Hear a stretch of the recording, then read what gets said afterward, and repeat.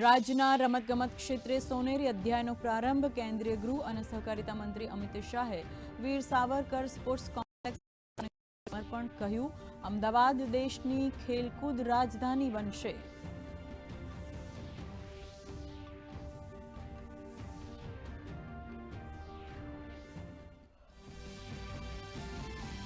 ગૃહમંત્રી અમિત શાહે ગાંધીનગરમાં આયોજિત 5મા અખિલ ભારતીય રાજભાષા સંમેલનમાં આપી હાજરી.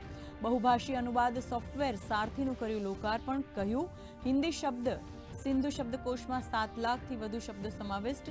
2029 સુધી વિશ્વનો સૌથી મોટો શબ્દકોશ બનશે.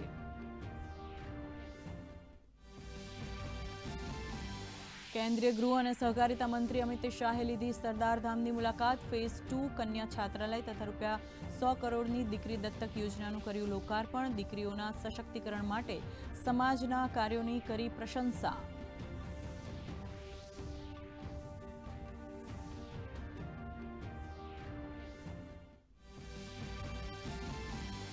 પ્રધાનમંત્રી નરેન્દ્ર મોદીએ આસામને ₹18,000 કરોડથી વધારે રકમના વિકાસ પ્રકલ્પોની આપી ભેટ. દરાંગ અને ગોલાઘાટ ખાતે સંબોધી જનસભા. કહ્યું, ટ્રેડ અને ટુરિઝમનું મોટું સેન્ટર બનશે આસામ.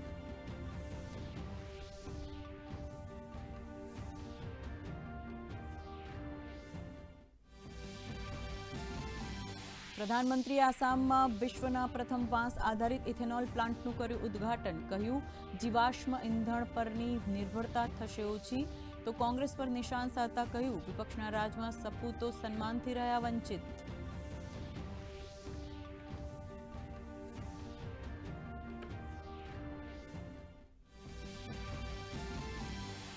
12% સ્લેબમાં આવતી 99% વસ્તુઓ પર ઓછો કરાયો કર. નાણામંત્રી નિર્મલા સીતારમણે જીએસટી સુધારા વિષય પર આયોજિત સંમેલનમાં કહ્યું, મધ્યમ વર્ગને મળશે મોટી રાહત.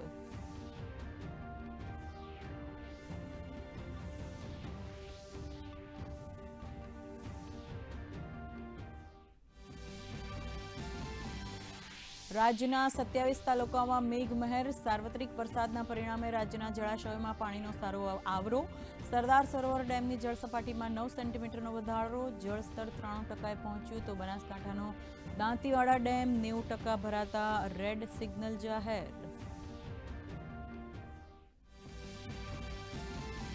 અને વર્લ્ડ બોક્સિંગ ચેમ્પિયનમાં ભારતે રચ્યો ઇતિહાસ. જેસ્મીન લંબોરિયાએ 57 કિલોગ્રામ કેટેગરીમાં પોલેન્ડની જુલિયા સ્ટેજરેમિટાને 4-1થી માત આપી, જીત્યો ગોલ્ડ મેડલ. તો ભારતીય બોક્સર નુપુરે સિલ્વર, જ્યારે પૂજા રાનીએ જીત્યો બ્રોન્ઝ મેડલ.